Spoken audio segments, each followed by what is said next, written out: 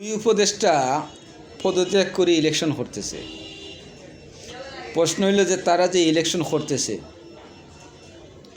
এটা কিন্তু ঠিক হয় নাই। তারপরও আইনে ধরে না, কিন্তু উচিত নয়। এই দুই উপদেষ্টা যে নিরপেক্ষ তার কোনো প্রমাণ নাই। তথ্য উপদেষ্টা মাহফুজ, এই যে তথ্য উপদেষ্টার নাম কি, যে লম্বা চুল, ওর নাম কি মাহফুজ নাকি?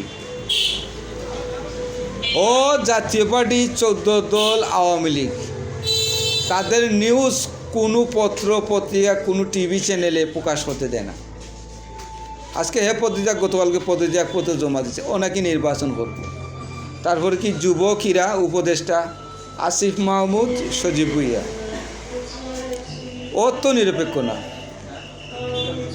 এখন কোনো না কোনো দলে যাবে, স্বতন্ত্র তো ইলেকশন করবে না, করবে একটা না একটা দলের সাথে, হয় এনসিপিতে করবে। তো এনসিপিতে করার সম্ভাবনা নাই তার।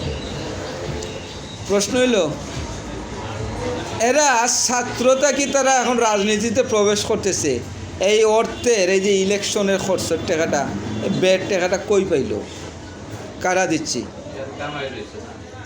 কামাইছে না? দোয়া সুলচির পাতা তো আর কেউ না।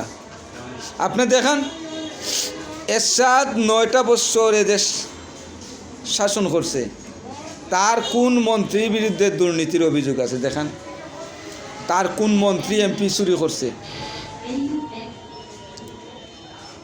এই যে ইউনুস গভর্নমেন্ট আসলো, আমরা যেটা অন্তর্বর্তী এটা সরকার পাইলাম, এই সরকার তো নিরপেক্ষতা নাই।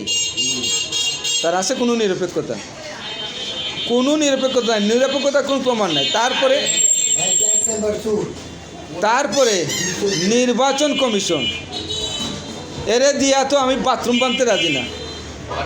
যেটা হয় ল্যাট্রিন, যেটা হয় ল্যাট্রিন বানতে আমি রাজি না। ও যদি হয় যে মাথায় নির্বাচন কমিশন যদি মাথায় কোরআন শরীফ নিয়ে যদি বলে যে ভাই আমি কারো দলের না, কোনো এজেন্ডা বাস্তবায়ন করতেছি না, তারপরে তো আমি বিশ্বাস করবো না।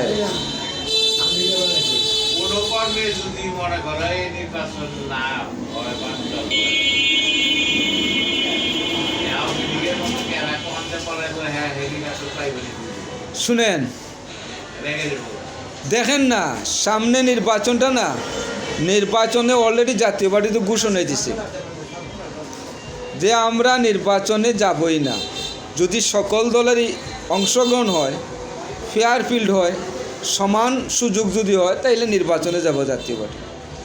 কিন্তু 14 দলে এখন পর্যন্ত কোনো কথা বলে নাই।